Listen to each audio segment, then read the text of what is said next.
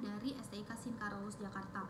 Topik yang akan saya bahas hari ini terkait dengan Bank Sentral harus menetapkan pengeluaran Indonesia. Bank Indonesia adalah Bank Sentral Republik Indonesia, di mana merupakan lembaga negara yang independen, bebas dari campur tangan pemerintah ataupun pihak lain, kecuali untuk hal-hal yang secara tegas diatur dalam undang-undang. Pihak luar tidak dibenarkan untuk mencampuri pelaksanaan tugas dari Bank Indonesia. Bank Indonesia berkewajiban untuk menolak ataupun mengabaikan intervensi dalam bentuk apapun dari pihak manapun juga. Status dan kedudukan yang khusus tersebut diperlukan agar Bank Indonesia tetap berjalan secara efektif dan efisien. Tujuan dari Bank Indonesia sendiri adalah untuk mencapai dan memelihara kestabilan dari nilai rupiah.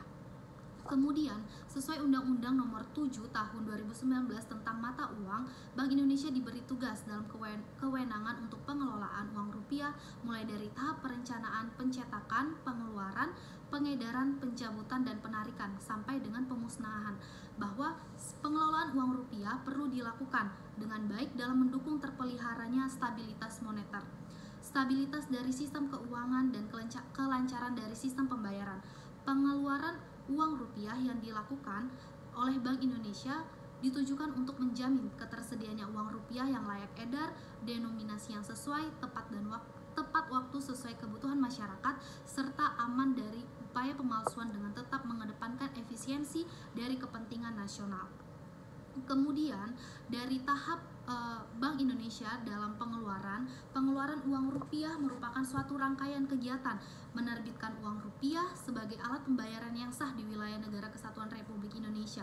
Bank Indonesia memiliki kewenangan dalam mengeluarkan uang rupiah dalam bentuk emisi baru. Namun, adanya pengeluaran uang baru oleh Bank Indonesia tersebut konsekuensinya adalah penerbitan uang ini adalah masyarakat dilarang menolak apabila dibayar dengan uang yang telah diterbitkan oleh Bank Indonesia. Indonesia mempunyai wewenang dalam melakukan pengendalian status moneter. Kewenangan untuk menetapkan sasaran inflasi yang semula dipegang oleh Bank Indonesia saat ini tidak lagi menjadi kewenangan Bank Indonesia. Dalam rangka mengatur dan menjaga kelancaran sistem pembayaran, Bank Indonesia mempunyai kewenangan untuk melakukan hal-hal, yaitu melaksanakan dan memberikan persetujuan serta izin penyelenggaraan jasa sistem pembayaran, mewajibkan penyelenggaraan jasa sistem untuk menyampaikan laporan tentang kegiatannya, dan menetapkan penggunaan alat pembayaran. Dalam rangka melaksanakan tugas mengatur dan mengawasi Bank Indonesia mempunyai kewenangan dalam menetapkan, mengatur, dan mencabut izin atas kelembagaan atas kegiatan dari suatu instansi tersebut. Hubungan Bank Indonesia dengan pemerintah diatur dalam Undang-Undang Bank Indonesia, yaitu Bank Indonesia. Dia punya wewenang untuk mengendalikan moneter, namun karena orang-orang di dalamnya mungkin saja ada kepentingan publik, jadi tidak mau mengendalikan. Kenapa Bank Sentral harus menetapkan pengendalian dari pemerintah? Jika kita melihat sekilas balik dari 2 tahun pandemi sebelumnya, bahwa kondisi ekonomi di Indonesia mengalami penurunan, di mana dari sistem ekonomi kita mengalami penurunan, dari sistem pariwisata juga kita mengalami anjlok. Hal inilah yang membuat pemerintah, terutama Bank Sentral, harus memperhatikan pengeluaran dari pemerintah tersebut. Adanya pemerintah daerah itu harus menetapkan anggaran batasan dari pengeluaran daerah tersebut. Hal ini dimaksudkan agar pengeluaran pemerintah tetap terjangkau dan tetap terarah agar Indonesia tidak mengalami krisis moneter.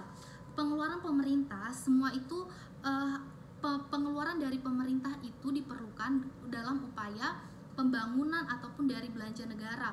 Pembangunan contohnya dari sistem pembangunan yang Indonesia saat ini alami, mulai dari sektor pariwisata, di mana peningkatan dari segi fasilitas di tempat wisata untuk menarik wisatawan. Selanjutnya dari belanja negara, dari berkaitan dengan gaji, kemudian dari tunjangan dan belanja pegawai luar negeri. Namun ada beberapa hal yang harus Indonesia perhatikan, terutama Bank Sentral dalam menetapkan pengeluaran pemerintahnya, yaitu adanya keterbatasan dalam mengawasi setiap pengeluaran Indonesia. Jika kita lihat bahwa kondisi ekonomi saat ini itu mulai berangsur pulih karena adanya COVID zero point, di mana hal ini meningkatkan laju fasilitas dari masyarakat sehingga pertumbuhan ekonomi semakin membaik. Kemudian, namun yang harus kita waspadai adalah adanya kondisi geopolitik Rusia yang menjadi resiko dan harus kita mitigasi secara lebih lanjut. Sehingga pentinglah mengapa Bank Sentral menetapkan pengeluaran Indonesia agar inflasi Indonesia tidak anjlok. Inflasi Indonesia saat ini itu sudah termasuk rendah, namun kita harus tetap mempertahankan status ini agar Indonesia tetap berada dalam kestabilan ekonomi. Kemudian adanya Bank Sentral yang hadir di tengah-tengah kita itu harus mengupayakan agar pemerintah ataupun orang-orang yang memiliki kepentingan lain untuk memajukan pemerintah harus dipertegas agar mereka tidak sewenang-wenangnya dalam mengeluarkan pendapatan dari pemerintah tersebut.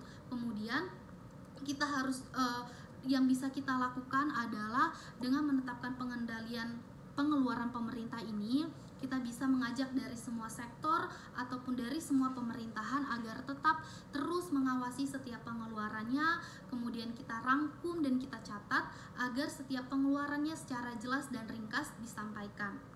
Kemudian dalam anggaran APBN, yaitu jenis-jenis pengeluaran pemerintah, secara garis besar itu pengeluaran pemerintah pusat itu merupakan pengeluaran negara untuk membiayai pembangunan dan tugas-tugas umum. Oleh sebab itu, pengeluaran pemerintah berkaitan dengan APBD harus diperhitungkan mulai dari belanja pemerintah pusat dan belanja dari pemerintah daerah itu sendiri. Kemudian Indonesia harus menyatakan bahwa kondisi ekonomi yang saat ini berangsur pulih itu akibat adanya kerjasama dari semua pihak, di mana selalu mengedepankan pertumbuhan ekonomi yang ada di Indonesia. Kita tahu bahwa bukan hanya peran dari Bank Sentral saja, namun peran dari semua kementerian itu akan membantu dalam pertumbuhan ekonomi.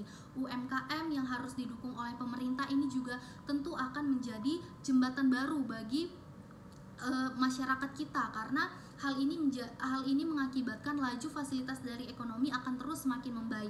Kita juga tidak pernah lupa untuk memperhatikan bahwa pengeluaran pemerintah berkaitan dengan hal-hal yang mungkin kurang tidak penting ataupun yang tidak sesuai dengan anggaran yang sebelumnya itu harus kita perhatikan lagi agar kita bersama-sama memajukan kondisi ekonomi Indonesia menjadi yang lebih baik lagi. Itu saja kesimpulan dari saya. Terima kasih.